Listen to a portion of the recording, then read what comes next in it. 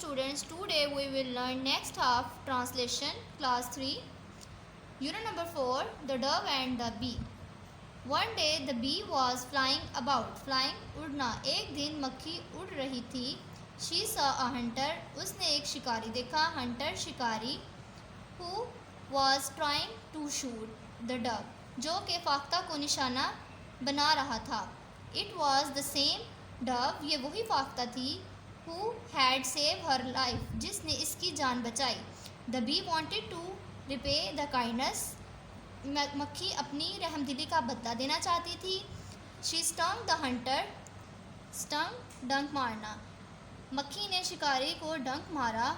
Who put down his rifle in pain. Rifle बंदूक, pain दर्द.